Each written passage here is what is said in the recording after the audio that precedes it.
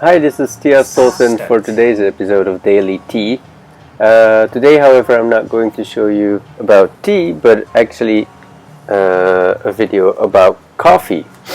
2 days ago, we went to a friend of mine who is actually a coffee roaster in Kyoto, and he explained us a lot about coffee beans, brewing coffee, etc. It was a really interesting experience because a lot of the elements that are important to coffee are actually very important to tea as well. So in this video he's actually showing us how to brew a delicious coffee, and as with tea you first have to let the ground coffee beans come open and bloom, so soak up the water a little bit before you actually start to drip. And then he focuses on pouring more and more water in the center, gradually expanding the reach around the center. And he adds a little bit of water each time just to keep the drip consistent.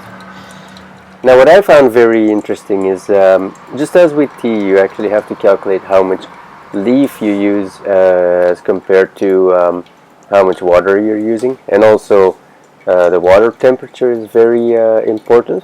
But what I found very interesting is the way they actually calculate how much coffee bean to use. So in this case we're going to make 240 cc's of coffee, so that would be enough for 2 cups for 2 persons. And my friend actually indicated that there's a certain standard for Japan where they pick a divider and then divide the amount of water you're using, so the amount of coffee you're going to make, by that divider, and calculate how much ground coffee bean you actually need. In this case for 240 cc we're just going to make a regular coffee. The standard divider is 12.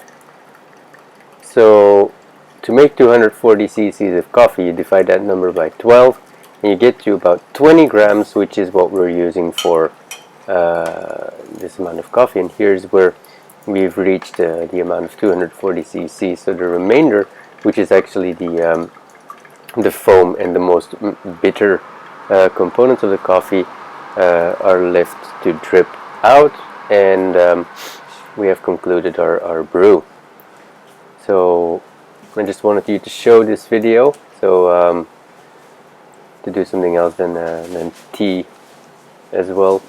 And I hope you're looking forward to seeing other episodes of Daily Tea. Next time we'll be going more in detail on our tea tour as well, and I'll be keeping you up to date on everything that I'm currently doing with tea. Thank you for watching.